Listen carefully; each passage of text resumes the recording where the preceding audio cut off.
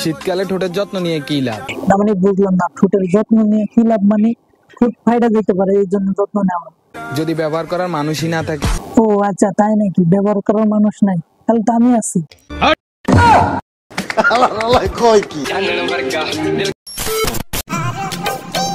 না মানে কলকি দরবার কইতে আছে কে? আবার কি উনি আবার গান দা টানবো নাকি? কলকি দরবার কইতে।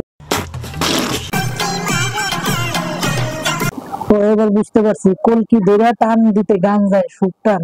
मारो मुझे, मारो मारो मुझे, मारो। আহা কি হাসি গো, ওনার হাসি আমার খুবই ভালো লাগছে। ওনাকে আমি বিবাহ করতে চাই। না বলছিলাম, চেহারা তো মাশাআল্লাহ খুবই সুন্দর, কিন্তু এইভাবে নাইসা নাইসা ইলাদুলা টিকটক করার কারণটা কি?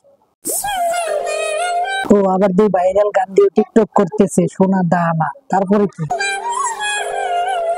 ও তাই নাকি? দামি গহনা, তাই দামি গহনা এটা কি আবার আমারে বলতে হয় নাকি দর্শকদেরকে বলতে হয়?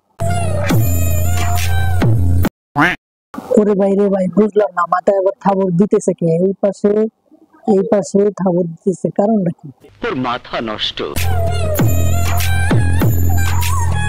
না, ওনার ড্যান্সটা আমার কাছে খুবই ভালো লাগতেছে। ওনাকে যদি আমি পাইতাম পুরস্কার করতাম, কিন্তু ভাগ্য খারাপ, উনি আমার সামনে নাই। আরে আমাকে রাজত্ব করা শিখাও।